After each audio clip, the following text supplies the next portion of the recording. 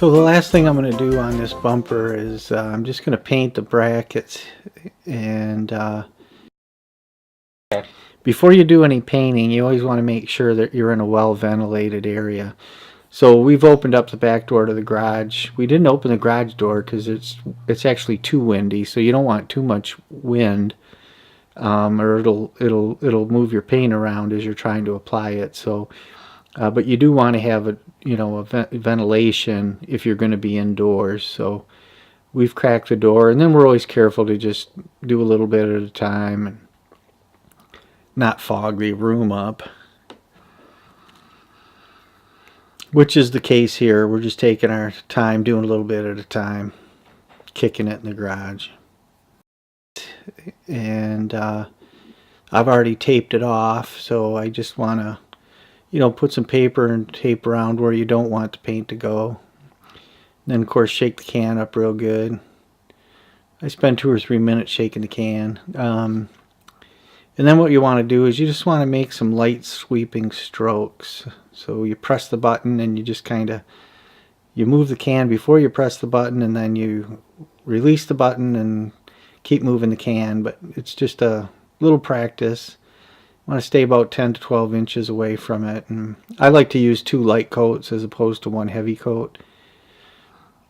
So I'm just gonna go ahead and put that paint on here, a couple coats on each side.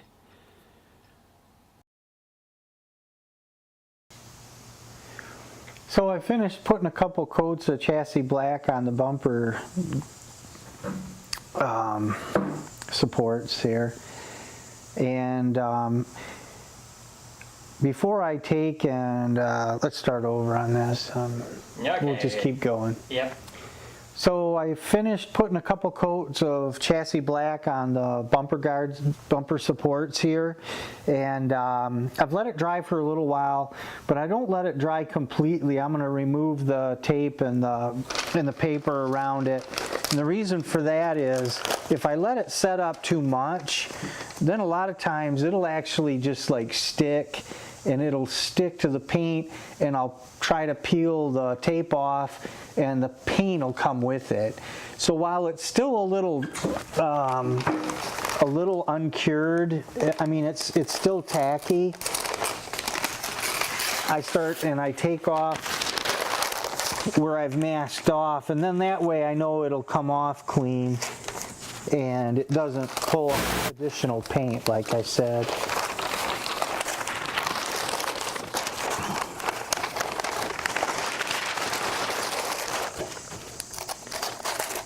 So again, the paint on the back side of this bumper, the paint on the bumper brackets, it's really just kind of cosmetic. Nobody's really going to see it, but I just like to put that extra layer of, I like to make it look good, even though you don't really see it. Plus I think it helps protect that rust sealer that was put on there. And I've had good results going this way. I mean, this car, it probably wasn't as well protected when it was from the factory, although it might have been, but they didn't really do much chroming in the back. That's why that tends to rust. So taking this extra time to do these treatments to these parts just helps you start out from ground zero again. And I mean, there's no reason why once we get done with this car it shouldn't last another 50 years. So we're going to let this finish drying up. A few things about the bumper. I'm not sure if I had mentioned before. There is evidence of some scuffing underneath at a few points. Some of the chrome has actually started to wear through a little bit. I noticed when I was polishing it. So it's not a perfect bumper. If somebody wanted a perfect bumper, they would have the bumper re-chromed. I see them online for about $1,500. Again, we don't intend to show this car. It's really intended to present really well and look really nice, and yet people, whoever buys it shouldn't be afraid to drive it, because I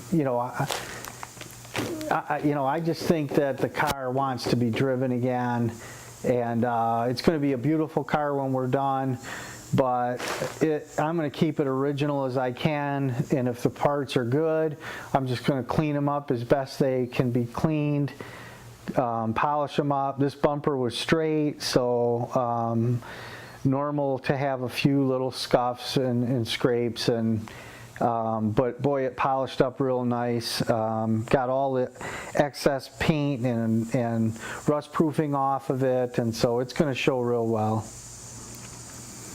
We're going to let it dry up, and then we're going to put it away and move on to working on something else. So hope you enjoyed the bumper segment.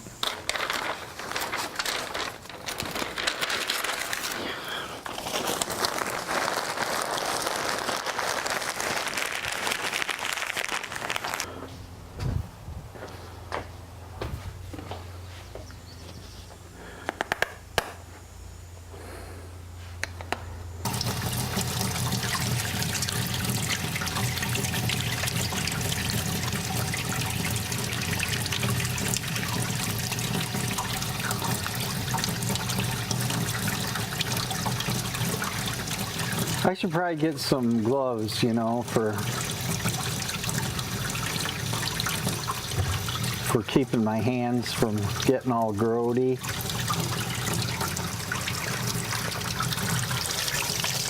Those plastic gloves, we'll have to look into that. Keep the oils off my hands. I think that stuff can cause cancer. I think you'd have to have long-term exposure to it, but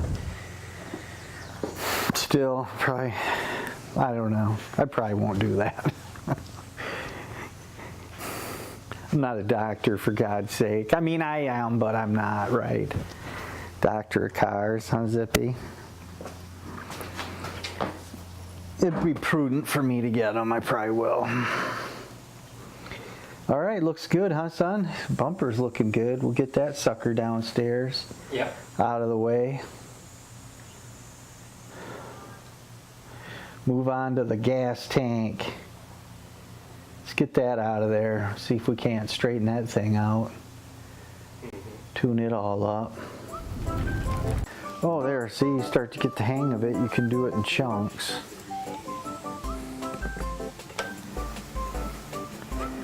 It's like anything, a little practice, you start to get to understand